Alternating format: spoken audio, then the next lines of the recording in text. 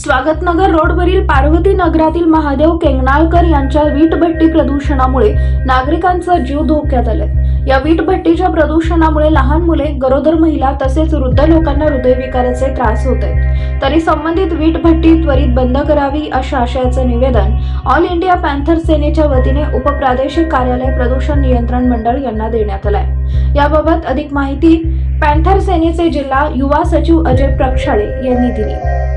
जय भीम।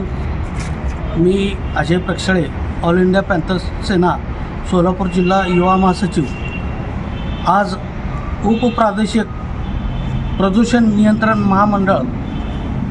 मंडळ येथे स्वागतनगर रोड येथे पद्मानगर या ठिकाणी महादेव केंगनाळकर यांची वीटभट्टी असून ती वीटभट्टी एवढ्या मोठ्या प्रमाणात म्हणजे 2 एकरमध्ये वीटभट्टी असून त्या वीटभट्टीमुळे लहान मुलांना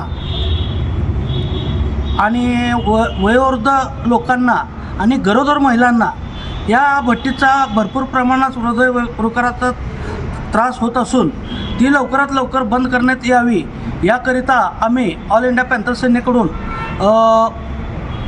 उपप्रादेशिक महाराष्ट्र प्रदूषण नियंत्रण मंडळ या ठिकाणी निवेदन सादर केले असता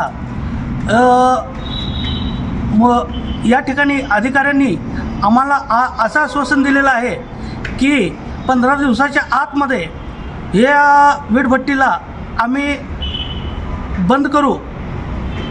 अगर बंद नाही केल्यास आम्ही पॅन्थर स्टाईलने या वीटभट्टी विरोधात आंदोलन छेडू आणि वीटभट्टी बंदच करू असे आव्हान मी ऑल इंडिया पॅन्थर सेनेकडून देत आहे।